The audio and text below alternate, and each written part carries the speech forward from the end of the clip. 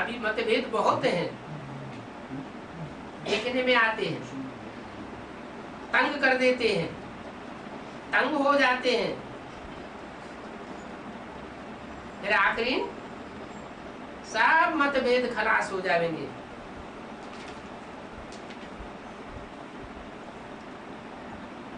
क्योंकि बाप आते हैं ही इसीलिए कि सबके मतभेद खत्म हो जाए। अभी तो तुंडे तुंडे मतरे भिन्न, छोटी छोटी बातों में एक बात कहता है तो दूसरी दूसरी बात कहता है। एक कहता है ऐसा करना अच्छा है, दूसरा कहता है नहीं ऐसा करना अच्छा है। नहीं मानते हैं तो एक दूसरे से लड़ पड़ते हैं, एक दूसरे को छोड़ भी देते हैं, डाइवोर्स दे देते हैं, फारकती दे देते हैं कि हम साथ साथ नहीं रह सकते। बाप तो गारंटी करते हैं कि मैं तुम बच्चों को देवता बना करके ही जाऊंगा। सब मतभेद खलास हो जाएंगे।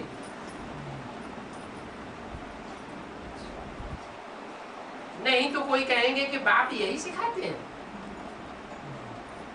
जो सुनने देखने वाले होंगे, जिनको बाप का परिचय नहीं मिला है, जिन्होंने बाप को नहीं पहचाना है, वो हमारी ऐसी चलन देखेंगे तो क्या कहेंगे?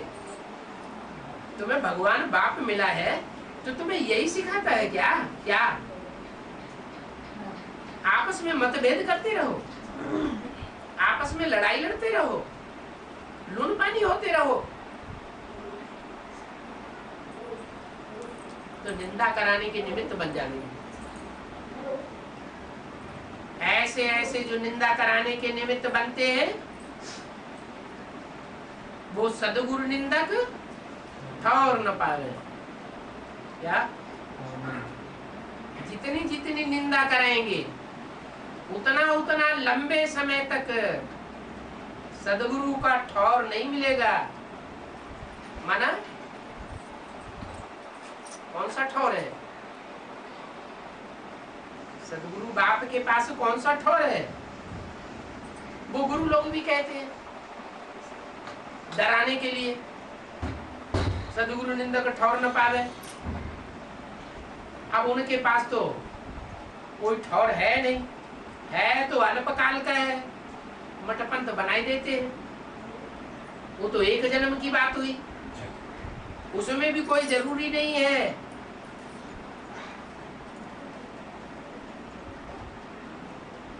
कि सबको ठिकाना मिलेगा। ये बाप तो गारंटी करते हैं। अगर बाप की महिमा करते रहेंगे, बाप का परिचय देते रहेंगे, निंदा कराने के निमित्त नहीं बनेंगे, तो मैं तुमको ऐसा ऊंचता ऊंच ठौर दूंगा जो दुनिया में और कोई नहीं दे सकता। कौन सा है ऊंचते ऊंच ठौर?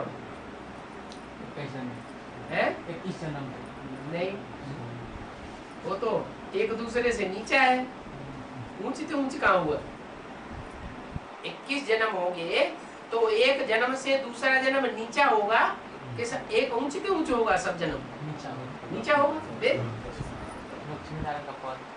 लक्ष्मी नारायण का पद जो लक्ष्मी नारायण राजी करेंगे 21 जन्मों में से पहले जन्म में वो ऊंचते ऊंच ठौर है। वहां शिव बाप होता है, शिव बाप तो वहां होता नहीं। शिव बाप ही तो सदगुरु बनता है। तो ऊंचते ऊंच ठौर है, दुखदाम नहीं है। दुखदाम में कोई ऊंचते ऊंच ठौर नहीं होता है। सुखदाम को भी ऊंचते ऊंच ठौर नहीं कहेंगे। क्या? वहां भी नंबरवार ठौर है। फिर ऊंचते ऊंच ठौर कौन सा है? ठौर माने स्थान है। बाप का घर वो है ऊंचते ऊंच धाम, ऊंचते ऊंच ठौर। वो ब्राह्मण इसका क्या अर्थ लगाएंगे? वो कहेंगे परम धाम, सूरज चांद सितारों की दुनिया से पार। तो कोई ठौर हुआ? वो कोई स्थान है क्या? कोई स्थूल स्थान है क्या? नहीं। बाप तो ऊंच ते ऊंच वो ठौर देते हैं कि सारी दुनिया में विनाश के टाइम दुखों के पहाड़ गिरते रहेंगे लोगों के ऊपर, और जिनको ठौर मिलेगा वो बड़ी शांति में रहेंगे,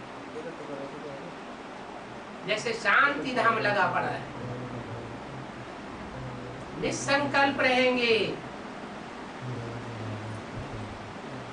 बुद्धि में बैठेगा मिरुआ मौत मलू का शिकार। ये दुनिया जो विनाश हो रही है, सारी दुनिया जो खलास हो रही है, वो हमारे लिए खलास हो रही है,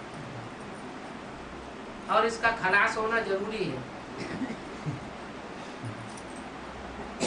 हम बड़े निश्चिंत रहेंगे। तो बाप की निंदा कराने के निमित्त नहीं बनना चाहिए। सदगुरु का जो निंदक होगा वो ठौर नहीं पालेगा।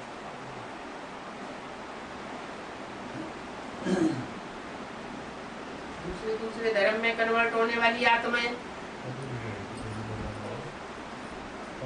वो पहले बाप के यहाँ ठौर पावेंगी या नहीं पावेंगी? देवताएं हिंदू बनते हैं, हिंदू बनने के बाद फिर दूसरे धर्मों में कन्वर्ट होते हैं। तो जो दूसरे धर्मों में कन्वर्ट होते हैं वो बाप की, भारत की निंदा कराने के निमित्त बनते हैं या नहीं बनते हैं? नहीं बनते? बनते हैं। तो ऐसी निंदा कराने वालों को फिर बाप के यहाँ ठौर नहीं मिलता। जितना जास्ती निंदा करावेंगे उतना विनाश के टाइम पर विनाशी धर्म खंडों में ईश्वरीय सेवा करनी पड़ेगी और दुख झेलने पड़ेंगे। इसलिए बाप कहते हैं तुम्हारा सदगुरु तो एक ही है। क्या? तुम्हें सच्ची बात बताने वाला एक ही है। जब वो है ही एक, मेरा तो एक शिव बाबा, दूसरा ना कोई ठिकाना ही नहीं है। तो बताइए और कौन पे जाऊं? कहाँ ठिकाना मिलेगा? जिनकी बुद्धि में ये है वो तो बाप के बगैर रह नहीं सकते। एक ही तुम्हारा सदगुरु। जो दूसरे धर्म में कन्वर्ट होने वाले होते हैं उनका बाप भी दूसरा हो जाता है। दो बाप बनाए लेते हैं, तीन बाप बनाए लेते हैं। एक गुरु की जगह दो गुरु, तीन गुरु बनाए लेते। ब्रह्मा बाबा ने कितने गुरु बनाए लिए? 12 गुरु बनाए लिए।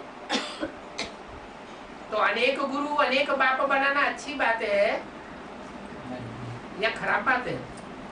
एक की मत पर चलना अच्छी बात है या अनेकों की मत पर चलना अच्छी बात है? एक की मत पर चलना चाहिए। तुम्हारा तो एक ही सदगुरु, बाकी जो भी गुरु हैं वो सब भक्ति मार्ग के गुरु हैं।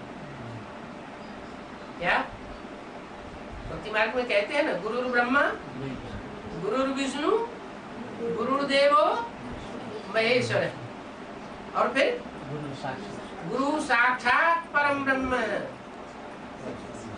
तस्मै श्री गुरुवे नमः। वो तो जानते नहीं है कि जिसको नमन किया जाता है वो बिंदी को नमन किया जाता है, कि वो बिंदी साकार में आती है तब नमन किया जाता है। नमन करना माना सर झुकाना, श्रीमत पर चलना। क्या? सर झुकाना अर्थ अपनी बुद्धि को सरेंडर कर देना। ऐसे नहीं कि हाथ जोड़ के सर झुका लिया, पांव छू लिए तो सर झुकाना हो गया, नमन करना हो गया? नहीं। नमन करने का वेद का अर्थ क्या है? वेद का अर्थ है मत पर चलना, जैसी श्रीमत मिली है वैसे ही करना।